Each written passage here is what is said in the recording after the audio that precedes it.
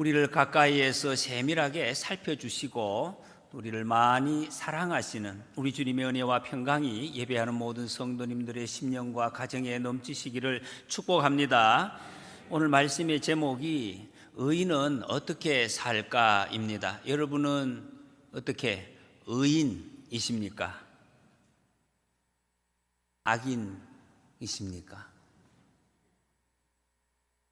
우리가 예수님을 믿고 말씀을 이렇게 어느 정도 배우신 분들은 아마 이 의미를 잘 알고 계실 것입니다. 내가 죄를 지었고 하나님 앞에 죄인임에도 불구하고 그리스도의 피로 의인이 된 사람이구나. 미안한 마음이 있지만 한편으로는 또 감사한 마음도 있는 아마 그런 마음을 대부분 가지고 계실 줄로 믿습니다.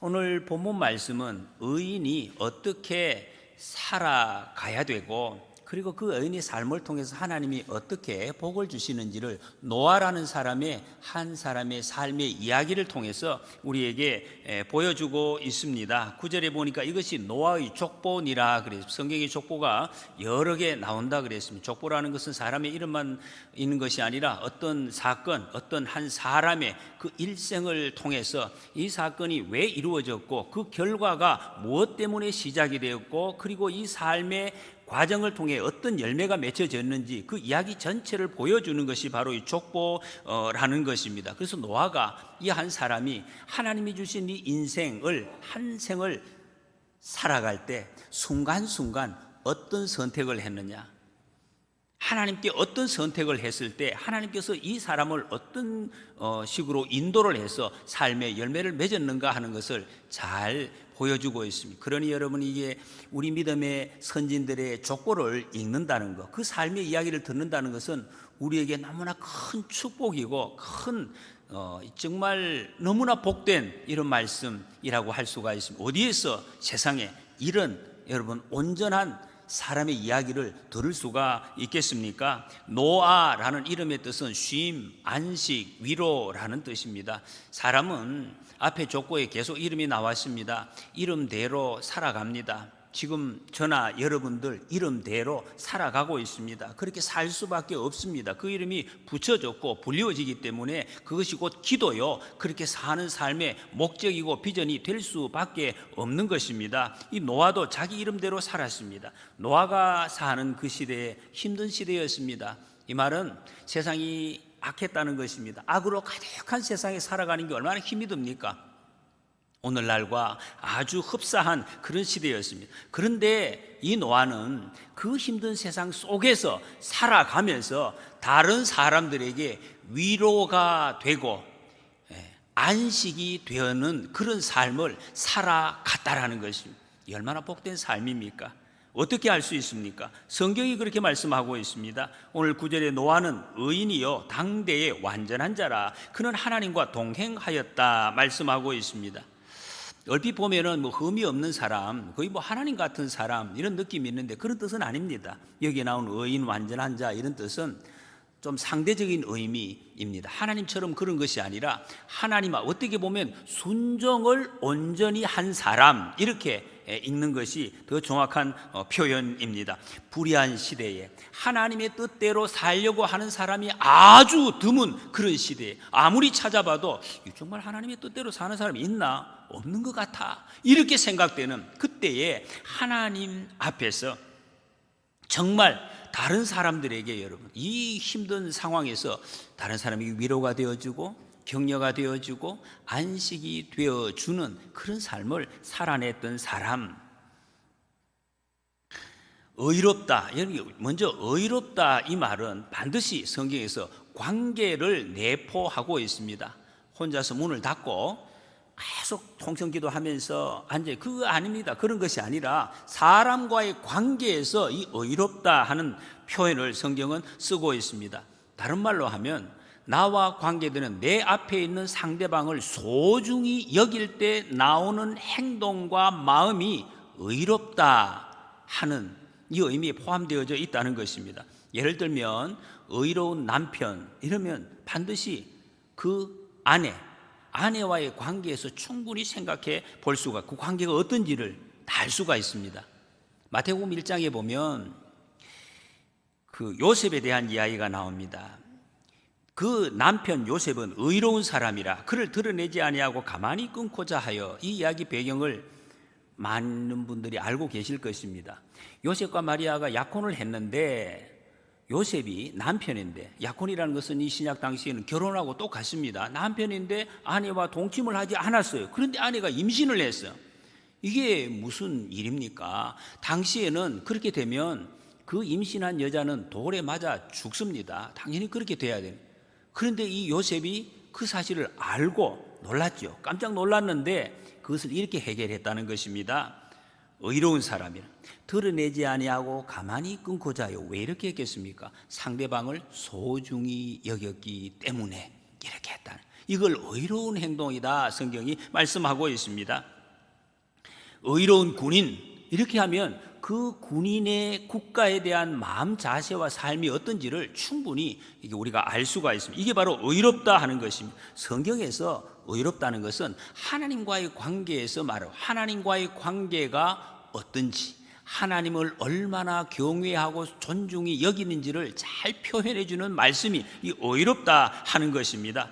사회 정의를 부르짖는 사람도 있습니다. 의롭게 살아야 된다, 살자 하고 부르짖는 사람, 사실 우리가 늘 경험도 했고 보고 있지만 그런 사람은 성경에서 어렵다는 것이 아닙니다. 그거하고는 완전히 차이가 있죠. 그런 사람들은 주로 자기가 기준입니다. 내 생각이 관철돼야 이게 의롭다고 막 부르짖고 소리치기도 하고 그렇게 하는 거죠. 대부분의 사람들은 자기보다 강한 사람에 대해서는 끌어내리려고 애를 씁니다. 왜? 끌어내려야 되기 때문에. 막 거부하고, 자기보다 약한 사람에게는 호의를 또 얻어가지고 이용하려고, 결국 자기중심적인 어떤 주장, 그런 것을, 사회정의를 부르짖는 것을 보고 성경은 의롭다 표현하지 않습니다. 그런 의의가 아닙니다. 노아는 하나님을 거역하고 하나님 말씀대로 살아가는 사람이 극히 드문 그 세상에서 하나님과의 관계를 잘 지킨 사람, 하나님을 경외한 사람이었다, 그런 말씀입니다. 세상에 조롱이 있고 비난이 있고 부끄러움이 많은 그런 세상 속에서도 그 세상의 소리가 노아의 귀를 끌고 가지 못했다는 것입니다. 그런 소리에 귀 기울여서 끌려가지 않고 오히려 하나님의 세미한 음성에 귀를 기울이고 살아갔던 사람, 노아였다고 말씀하고 있습니다. 그리고 노아는 당대 완전한 자였다고 말씀하고 있습니다. 어떻게 살아야 완전하겠습니까? 우리 행동이 어떻게 하면 여러분 완전할 수가 있겠습니까? 이 말씀도 사실은 같이 이어지는 말씀이죠. 행동이 하나님 앞에서 전혀 흠이 없었다, 그런 뜻이 아닙니다. 하나님 앞에 순종하고자 하는 그 의지가 완전했다. 내가 잘못하든지 넘어졌든지 서 있든지 하나님 앞에 순종합니다, 이런 자세가 완전했다, 이런 의미입니다. 하나님이 주신 사명을 온전히 받아들이는 삶. 하나님이 잘못됐다, 그 자리에 서라, 그럼 섰다는 거죠. 하나님께서 그 자리에 있으라고 하면 내 마음에 들지 않아도 그냥 그 자리를 묵묵히 끝까지 지켜내는 삶을 살아. 그럼 완전하다. 성경은 그렇게 표현합니다. 내가 기분 나쁘면 갔다가 기분 좋으면 왔다가, 그런 삶이 아니에요. 하나님이 있으라고 하느냐, 하나님이 가라고 하시느냐, 그것이 기준이 되어서 살아갔던 사람, 그런 사람, 완전한 삶이다. 또 노아는 하나님과 동행했다고 말씀하고 있습니다. 이 말이 자주 우리가 나오는데, 그런데도 조금 이렇게 개념이 분명하게 잘 잡히지 않는 경우도 있는 것 같습니다. 우리는 자꾸 근본적으로 세상과 버타여 살고 싶습니다. 세상 쪽으로 자꾸 흘러가고 싶다기보다는 원래 가만히 있으면 그렇게 가게 되어 있습니다. 우리 사람은 가만히 있으면 자동으로 세상과 함께 섞여서 살아가는 그런 우리 속에, 지난 시간에도 우리가 말씀을 드렸습니다. 본질상 이 불순종의 영이 우리 속에 있기 때문에 그렇게 흘러간다는 것입니다. 내 뜻대로, 내 야망대로. 심지어는 이것이 우리 속에 얼마나 강한지, 교회 안에 왔어도 예수님을 믿어도 내 마음대로 믿겠다는, 이런 사람들이 많습니다. 아니, 예수님을 믿는데 내 마음대로 한번 믿어보겠다는 거예요. 내가 어떻게 어떻게 하라는 말이고, 이게 믿는 건지 안 믿는 건지 모르겠어요. 하여튼 그런 생각조차도 우리를 지배하는 이런 이제 우리의 심성을 이렇게 말씀하고 있습니다. 그런데 노아는 하나님의 뜻대로 살았다. 하나님의 뜻대로. 이런 사람은 어떻게 살 수가 있는가? 어떻게 가능합니까? 우리 마음이 가만히 있으면 그렇게 안 되는데 이게 어떻게 살 수가 있습니까? 이 성경이 이렇게 말씀하고 그 이유를 오늘 말씀 바로 전에 8절에서 그러나 노아는 세상이 그런 모습인데 그러나 노아는 하나님께 은혜를 입었더라. 하나님의 은혜를 입었기 때문에 노아가 하나님과 동행할 수 있었다고 말씀을 하고 있습니다. 동행하는 것, 완전한 삶을 살 수 있는 그 이유가 하나님께 은혜를 입었기 때문에. 지난 시간에 이 뜻을 말씀을 들었습니다. 은혜를 입었다는 것은 하나님의 눈에서 총을 보았다, 이런 뜻. 원래 그 원어의 뜻이, 여러분, 이것은 다시 말씀드립니다. 지난 시간 똑같은 말씀. 할아버지가 손자 손녀를 바라볼 때 그때 나오는 눈의 그 눈빛, 요게 총이라는 것이. 할아버지 할머니들 계시죠? 이렇게 바라볼 때 그거 눈빛, 이것을 노아가 보았다는 것입니다. 그럼 어떻게 됩니까? 깜짝 놀라요. 여러분, 이 어린 아이들도 그거 합니다. 전혀 다른 건 몰라도 할아버지의 눈빛을 알아요. 그러면 아버지의 눈빛을 보고 어떻게 반응을 하느냐, 그때 그것을 보고 화를 낸다, 슬프다, 그런 손자 손녀는 없을 거예요. 깔깔 웃고 기뻐 뛰고 적극적인 사랑을 그때부터 표현을 하게 되는 거죠. 아버지 하고 뛴단 말이죠. 찬송을 하게 되어 있는 것이 바로 노아가 하나님의 눈에서 이 총을 보았기 때문에, 그 은혜를 받았기 때문에 하나님과 동행하는 삶을 충분히 살아낼 수 있었다 하는 것이. 그렇게 하나님이 날 사랑하시는구나, 너무너무 나만 사랑하시는구나, 이것이 확인되는 순간, 그렇다고 해서 여러분 노아가 하나님의 걸음을 갖다 같이 따라 그런 것은 아니에요. 하나님께서 할아버지가 손자의 손을 잡고 같이 걸어주시듯이 하나님께서 그 손을 잡고, 노아의 손을 잡고 같이 동행해 주신 거예요. 그러면 노아는 뭐 했느냐? 그 사랑에 적극적으로 반응을 했다는 것이. 너무 기뻐서 하나님이 이끄시는 대로 아멘 할렐루야 하고 걸어갔다, 이런 뜻입니다. 그러니 여러분, 동행했다는 이 의미는 지극한 사랑, 보호하심, 배려하심, 이것이 이게 들어있는 단어가 바로 동행이라는 것. 그렇게 해서 하나님의 보호 속에, 하나님의 배려 속에 살아가는 것. 그러니까 여러분, 이 동행하는 사람의 구체적인 표현은 하나님 사랑합니다, 예수님 사랑합니다, 아주 많이 사랑합니다, 이 고백이 계속해서 흘러나오는 그런 결과로 나온다는 것입니다. 노아는 어디서 나의 도움이 올까? 세상에 살아갈 때 내게 좀 힘되는 사람이 누구인가 막 찾고, 내한테 손해되는 사람은 누굴까? 내가 갈라내고 이럴까 막 정신을 바짝 곤두세우고 그렇게 살지 않았습니다. 불안한 삶을 살지 않았다는 것입니다. 이거 불안하잖아요. 내게 도움되는 사람, 도움되지 않은 사람, 이거 골라내기가 얼마나 피곤합니까? 그래서 저녁에 막 쓰러져 가지고 이게 정신을 못 차리는 이런 삶을 반복할 수밖에 없는데, 노아는 그렇게 하지. 이 어려운 세상 속에서 하나님만 바라보아야 돼. 위로 바라보았다는 것이, 그것이 위를 바라본다는 뜻이 예배하는, 하나님을 예배하는, 하나님을 경외하는 삶을 살았다는 것입니다. 시편 122편 말씀처럼 내가 산을 향하여 눈을 들리라. 나의 도움이 어디서 올까? 나의 도움은 천지를 지으신 여호와에게서로다. 사람들이 다 그렇게 한다. 나 어떻게, 누구가 내 도움이 돼? 힘 좀 써줄 사람이 있나? 이러면서 사방을 찾고 있지만 노아는 그렇게 하지 않아.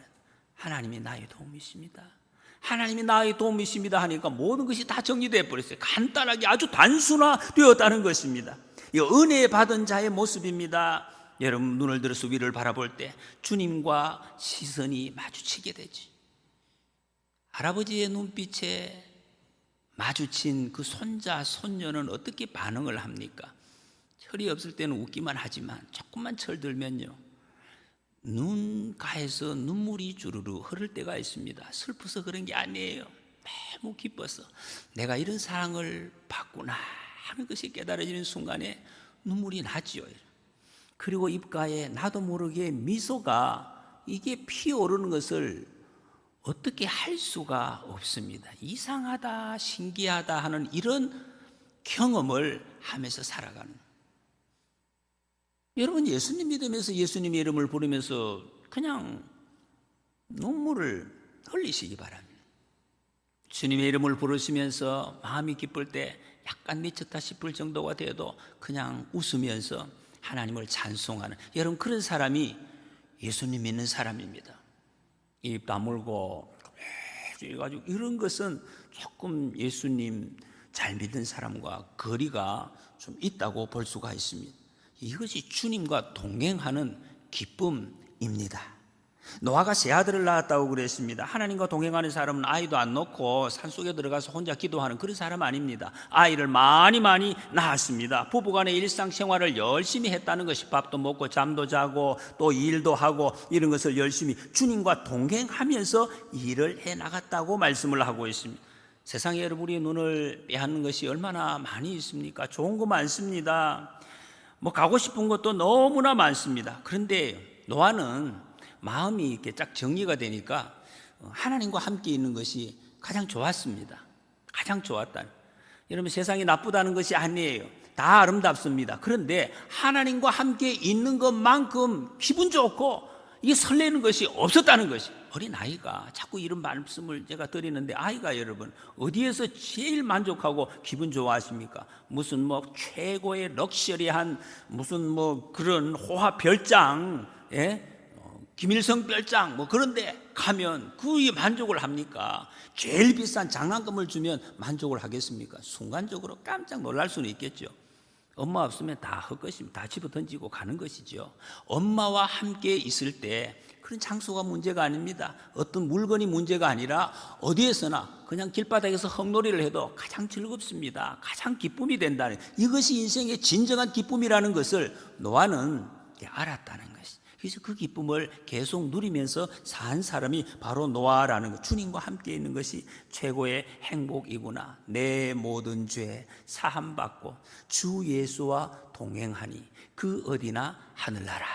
이 찬송하면서 살아간 사람이에요. 여러분, 이 찬송이 저와 여러분들이 고백이 되시기를 축복합니다. 11절 12절에 보면 그때의 온 땅이 하나님 앞에 부패와 포악함이 땅에 가득한지라. 하나님이 보신즉 땅이 부패하였으니 이는 땅에서 모든 혈육이 있는 자의 행위가 부패함이었더라. 온 땅이 부패했다, 포악했다. 폭력이 난무했다는 것입니다. 지금 여러분 세상과 굉장히 흡사합니다. 다 썩었잖아요. 사람들이, 세상 사람들이 그렇게 이야기해요. 포악합니다. 사람들이 이 뉴스를 제가 잘 안 보지만 볼 수가 없어요. 전부 포악한 이 폭력, 언어도 폭력이고 그냥 물리적인 이 세상에 정말 이런 사람 사는 곳이 맞는지 여러분 어떻게 생각하십니까? 제가 보기 사람 사는 곳이 아니야. 지금 우리가 사는 이 세상은 정말로 하나님이 지금 심판 직전에 있는 그런 지금 상황이 왔는 것은 확실히 맞는 것 같습니다. 폭력이 뭡니까? 폭력이 자기의 뜻을 강제로 관철시키는 것입니다. 물리적인 폭력을 사용하든지 어떤 언어적인 무슨 설득을 사용하든지 자기 뜻을 관철시키려고, 이게 폭력 아닙니까? 하나님의 의에 반대되는 것입니다. 여러분, 교회 안에서는 정말로 이런 것이 없어야 돼요. 그런데도 여러분이 교회 안에서도 이런 것이 종종 나타나는 것을 봅니다. 여러분 기도 많이 하셔야 돼요. 우리 교회는 주님 오시는 그날까지 이런 정말 악한 폭력이 자리 잡지 못하도록 정말 세상의 악의 무풍지대에 하나님의 거룩함만이 이 속에 가득 찰 수 있기를 축복합니다. 기도해야 돼. 먼저 우리가 기도하고 말씀으로 준비해야 들어와서 휘저으면 감당 못합니다. 그런데 여러분, 이 아무리 그 마음이 있어도 우리 몸속에는 기본적으로 있는 것이 있어요. 그 폭력의 DNA가 들어있어요. 이 DNA가 있는 걸 어떻게, 나도 모르게 팍팍 가는 거를 이걸 어떻게 하느냐 말입니다. 여러분, 제 속에는 이제 폭력이 있겠습니까? 없겠습니까? 보세요. 이게 착한 사람들 여러분, 무섭습니다. 이 우리 속에 있는 죄의 본성이라는 것이. 제가 그저께도 이 차를 몰고 가는데 이 앞에 큰 길이 있고 옆에서 들어가는 길이 있어요. 옆에서 쏙 들어가는데 제가 조금 속도를 조금 냈는지 가다가 이 큰 차가 하나 오길래 섰어요. 가다가 브레이크를 보고 딱 섰어. 그래서 차가 또 지나갔어요. 근데 그 차가 아마 제가 이렇게 싹 들어가고 위협했다 이런 느낌을 받은 것 같아요. 제 느낌에. 그 차가 가다가 제 차 앞에 섰어요. 이게 가다가 지나가지 않고 이게 딱 서는 거예요. 그 큰 차가. 그래서 제가 순간적으로 한 1.5초 정도 시간이 머릿속에 온갖 생각이 다 들었어요. 이게 나를 위협적으로 생각해서 저 내려가지고 문 열고 나와서 내 멱살을 잡고 이렇게 하려고 하나. 내가 아무리 멱살을 잡아도 목사인데 아이고 죄송합니다. 내가 참 이렇게 해서 안아줍니다. 사랑합니다. 이렇게 이제 해야 되겠다. 그런 생각이 안 들었어요. 이 순간적으로 잠시지만은 저 사람이 내려가 문 열고 내게 왔어 이렇게 하는데 이거 하면서 내가 지금까지 나도 살아오면서 힘으로 내가 접은 적이 없는 것 같은데 저걸 그냥 도로 그냥 덜어 엎어가지고 그냥 차로 밀어서 가게 만드나 이런 생각이 딱 계속 순간적으로 들었어요. 그래서 제가 깜짝 놀랐어요. 또 이 목사가 지금 우리 이런 생각이 드나 생각이 나는 걸 어떻게 해요? 그래가 제가 그 순간에 예수님 불렀어요. 예수님. 그랬더니 그 차가 지나가더라고요. 지나갔어요. 여러분, 예수님은 폭력적이지 않습니다. 예수님 폭력이 없어요. 하나도 없어요. 예수님이 이 땅 요새서 하신 폭력의 영도 한 개도 없습니다. 자꾸 사람들이 폭력적인 우리가 예수님께서 무슨 폭력적인 걸 없어요. 여러분 그 예수님 그 상을 그거는 예배드리기 위한 정리하는 것이지 폭력 아닙니다. 그건 오히려 사랑이죠. 그런 것이 없습니다. 여러분 예수님께서 정말로 십자가에 못 박혀 죽으심으로 그것이 예수님 속에는 폭력이 하나도 없다는 것을 온 세상 모든 사람들에게 증명을 해놓은 표시가 바로 그 십자가입니다. 다른 사람들이 이야기했잖아요. 한번 내려와 보라고. 저 그냥 싹 예수님 여러분 하나님께서 하시면 뭘 못하시겠습니까?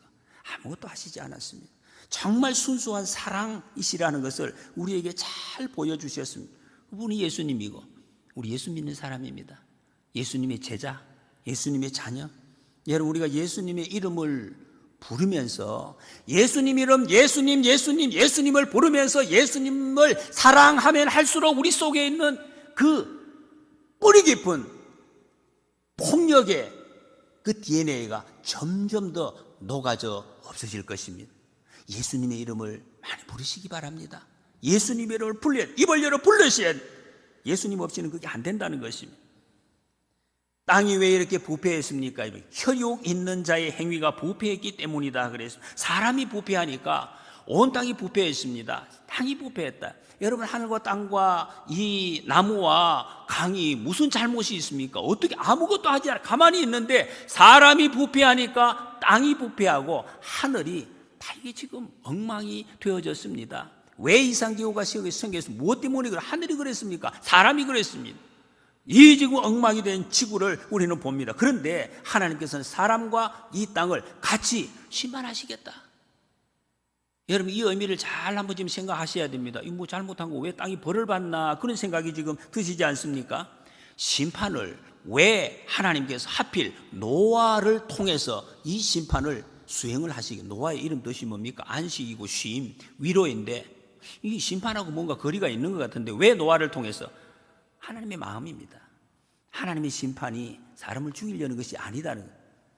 회복, 구원이 심판의 목적이다. 이게 사람 악한 생각으로는 잘 이해가 안 돼요. 구원이 하나님의 심판하시는 목적이 구원이다 하는 것을 지금 알려주고 있습니다. 왜? 인간을 정상적으로 깨끗하게 구원하는 방법이 심판밖에 없다는 거예요. 우리 생각에는 죄 지은 우리 입장에서는 하나님 막 때리지 말고 쓰다듬어주고 막 잘했다 하고 안아주고 그러면 오히려 그런 심판이 깨끗하게 하면 더 좋지 않은 건 안 된다. 사람은 절대로 그렇게 해서 새롭게 될 수가 없다는 것을 하나님이 아시기 때문에 심판을 통해서 구원하시는 이것이 하나님의 방법이다 하는 것입니다. 여러분 이 시대가 그랬습니다. 온 땅이 부패했습니다. 포악합니다. 하나님이 땅을 구원하시기 위해서 저와 여러분들을 먼저 불러주셨습니다. 세상에 이 복음을 증거하기 구원의 소식을 듣게 하시기 위해서 여러분 하나님은 심판하시기 전에 구원할 사람들에게 반드시 그 구원의 소식을 알려주시며 반드시 알려주시고 그리고 심판하신다. 지금 노아에게도 알려주셨습니다. 우리에게 알려주시고 우리를 통해서 세상에 선포하게 하십니다. 그런데 사람들이 안 듣습니다. 끝까지 안 듣는 사람이 있습니다. 이거 어떡합니까? 여러분 하나님 우리에게 말씀하십니다. 우리가 이 때에 내가 할 일은 내 스스로를 정결하게 하는 노아의 모습과 똑같습니다. 내 스스로를 정결케 하는 저 죄인 저 죄인 그러지 말고 내 스스로를 하나님 앞에 정결하게 세우는 것 그것이 하나님의 구원 과정에서 가장 합당한 방법이다 말씀은. 그러면 하나님의 뜻이 드러난다. 세상이 회복되고 나를 통해서 세상이 위로를 받는다 말씀하십니다. 여러분, 우리는 선택을 해야 됩니다. 여호수아가 세겜에서 이스라엘 백성들 모아놓고 하나님을 섬긴다고 입으로는 하나님 섬깁니다 라고 이야기하면서 속으로는 우상을 여기 숨겨가지고 있는 백성들에게 그렇게 말씀합니다. 너희가 섬길 자를 오늘 택하라. 오직 나와 내 집은 여호와를 섬기겠노라. 여러분, 이 언약의 말씀을 듣고 우리도 고백을 해야 되겠어요. 우리가 분명히 선택을 하셔야 돼요. 선택하지 않으면 안 됩니다. 하나님의 말씀을 믿고 따라가느냐, 아니면 그대로 살다가 죽느냐, 이걸 선택하는, 이 선택하는 것이 여러분의 신앙입니다. 정말 신앙은 선택이죠. 우리도 여호와를 섬기리니 그는 우리의 하나님이 신이다. 이 고백을 우리 모두가 하게 되시기를 축복합니다. 13절에 하나님이 노아에게 이르시되 모든 혈육 있는 자의 포악함이 땅에 가득함으로 그 끝날에 내 앞에 이르렀으니 내가 그들을 땅과 함께 멸하리라. 온 땅에 포악하였다. 땅에 가득하였다. 더 이상 그냥 둘 수가 없게 되었다. 그래서 지난 시간에 하나님께서 쓸어버리기로 작정하셨다. 그렇게 다시 지워버리고 새롭게 하시려고 작정을 하셨다는 그 끝날이 이르러 도저히 그냥 둘 수 없는 그런 상태가 되었다. 그런데 이것을 노아에게 지금 알려주고 있습니다. 여러분, 그 시와 때는 사람은 아무도 모른다 그랬습니다. 아버지만 아신다. 그런데 우리에게 알려주시는 것이 있습니다. 징조를 보여주신, 지금 이 땅에 있는 지진, 기근, 전쟁, 서로 미워하는 것, 이런 것들, 이게 지금 말세의 징조가 우리 제가 이단이라고 할까 싶어서 다른 데 더 이상 말씀을 못 드리겠는데, 제가 정말 예언할 수가 있어요. 얼마 안 남았어요. 지금 얼마 안 남았어요. 곧 망합니다. 지금 하나님이 오실 날이 며칠 안 남았다, 그런 말씀. 우리가 지금 있어야 할 자리를 잘 여러분 찾아야 됩니다. 정말 찾아야 됩니다. 어떻게 우리가 살아요? 우리 개인에게 이러면 심판이 있죠. 모든 사람이 한 번 죽는 것은 사람에게 정하신 것이요 그 후에는 심판이 있으리니, 여러분, 죽으면 끝이다, 그 말은 틀린 것입니다. 끝 아닙니다. 죽은 후에 모든 사람은 하나님 앞에 심판받습니다. 그래서 여러분, 우리에게 예수님 보내주셨습니다. 구원자 예수님, 그것을 알려주시고 우리를 심판의 자리에서 살려주시기 위해서 예수님 오셨습니다. 그래도 이 하나님이 전부 진멸하시는 거 좀 잔인한 모습 아닌가? 자꾸 사람들이 그렇게 생각을 하려고 합니다. 하나님 만드신 것을 왜 이렇게 다 부수시나, 왜 이렇게 하시나? 그거 아닙니다. 하나님 다 부수는 게 목적이 아니라고 했습니다. 재창조, 창조, 지금 봄처럼, 지난 시간에도 말씀을 드 봄처럼 하나님이 새롭게 창조하. 그래서 여러분, 심판을 대하는 우리의 자세는 두 가지입니다. 정말로 하나님을 모르고 악한 길에서 멸망하는 모습을 보면 너무나 가슴 아픕니다. 정말 견딜 수가 없어요. 그럼에도 한편으로는 새롭게 하시는 하나님, 창조하시는 하나님, 봄으로 인도하시는 그 하나님의 새로움에 이사야서에 보면은 연회를 베푸는 것으로 이렇게 표현도 하고 있습니다. 이 두 가지 의미가 같이 우리에게 있다는 것입니다. 노아가 왜 의인입니까? 하나님을 믿었기 때문에, 하나님을 신뢰했기 때문에. 여러분, 하나님을 내 아버지로, 창조주 하나님으로 잘 믿으시기를 축복합니다. 여호와를 신뢰하는 자, 하나님이 그를 지키시고 반석같이 인도해 주시겠다고 약속을 해 주셨어요. 그래서 노아는 하나님의 명령을 따라 방주를 지었습니다. 14절에 너는 고페르 나무로 너를 위하여 방주를 만들되 그 안에 칸들을 막고 역청을 그 안팎에 칠하라 그랬습니다. 배를 만드는 그 식양을 하나님이 다 알려주셨습니다. 하나님이 은혜를 받았죠. 은혜를 받아도 방주는 내가 만들어야 할 것이에요. 방주는 내가 만들어야 돼.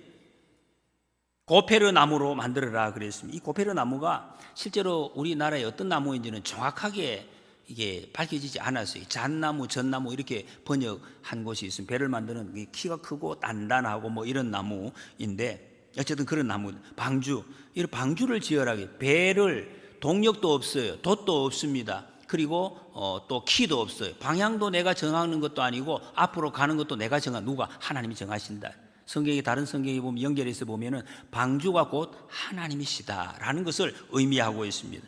우리가 방주 안에 타기만 하면 우리의 방향, 그리고 우리가 가는 곳, 언제 가느냐 다 하나님이 정하신다. 하나님이 책임지신다. 하나님이 결정하신다 하는 것입니다. 이 교회를 우리가 방주에 비유하고, 구원의 방주가 교회입니다. 여러분, 방주 안에 들어온, 우리는 구원의 방주 안에 들어왔습니다. 구원의 방주 안에 들어오신 분은 안심하시기 바랍니다. 걱정, 근심 하나님 앞에 다 내려놓으시기 바랍니다. 내려놓으시기 바랍니다.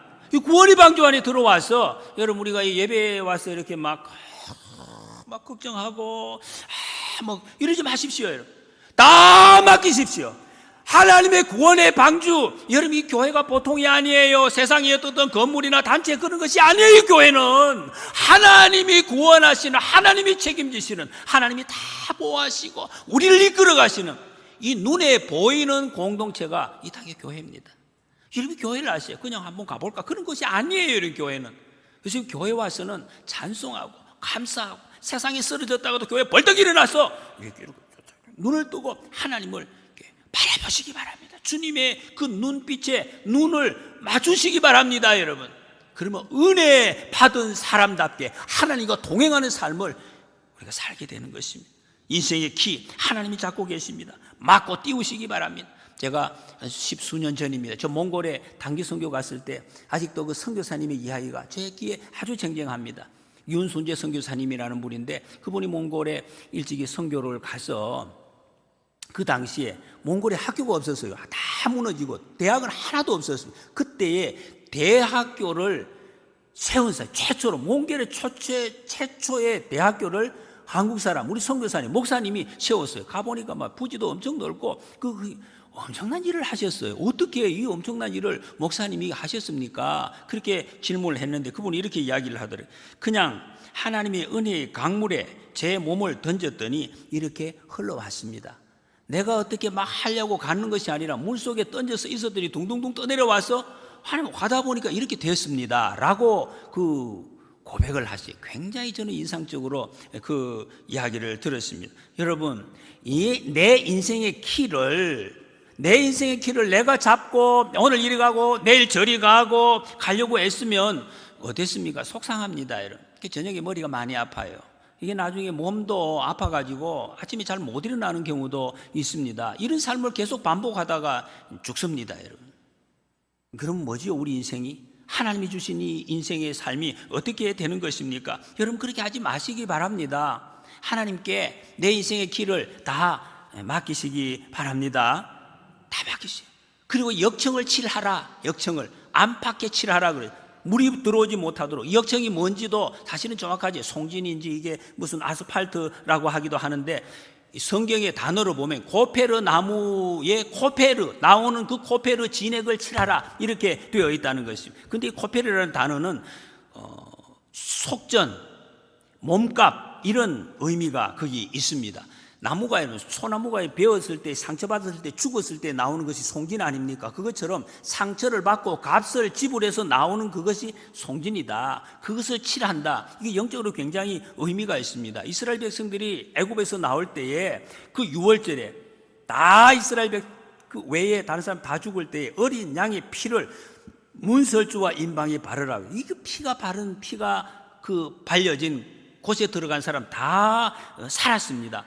다른 게 문제가 하나님이 바르라고 하는 것을 발랐을 때에 다 살았다 하는 것입니다.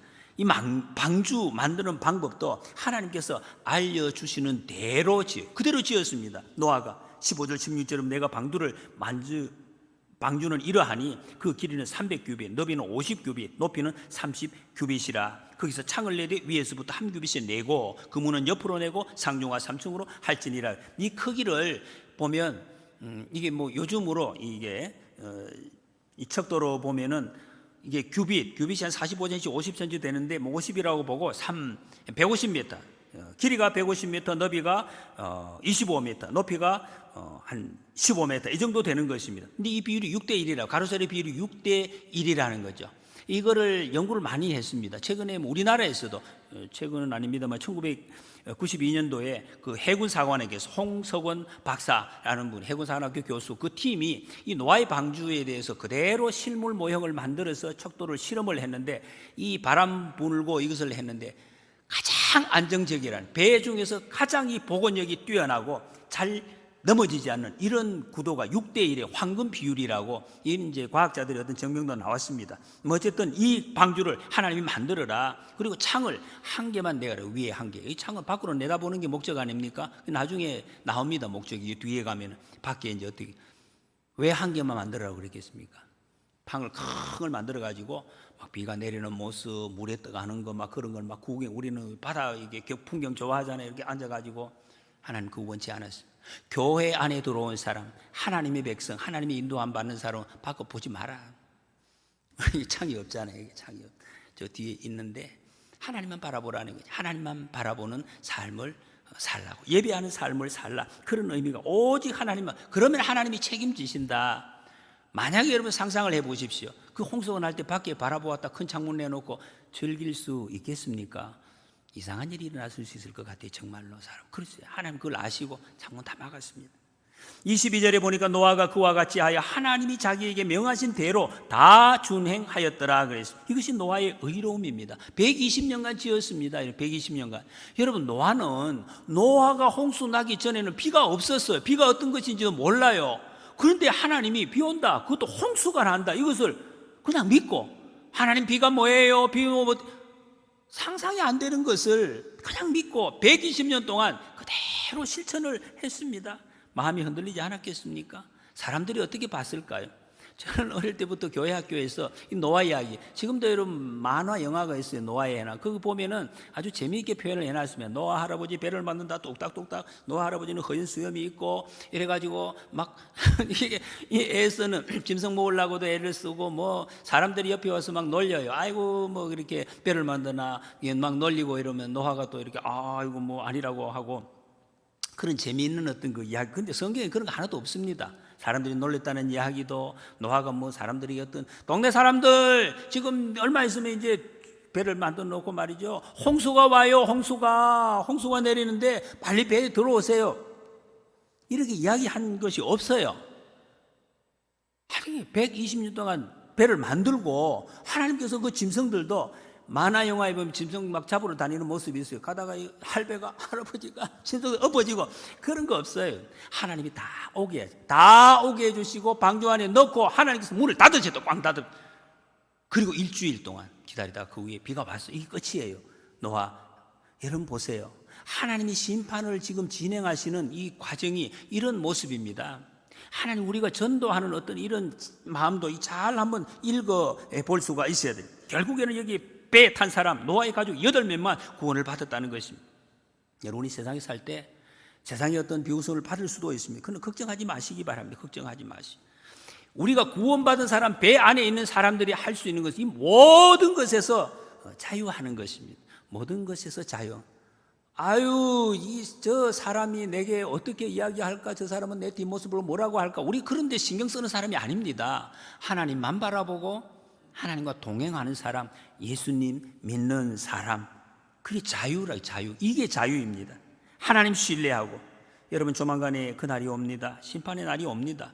예수님만이 우리를 구원해 주실 분입니다. 세상에서 예수님 모시고 당당하게 걸어가시기 바랍니다. 세상 보지 마시고 주님의 눈빛을 바라보시기 바랍니다. 여러분 주님의 그 사랑을 꼭 확인하시고 주님과 동행하는 행복한 의인으로 살아가시는 우리가 되시기를 축복합니다.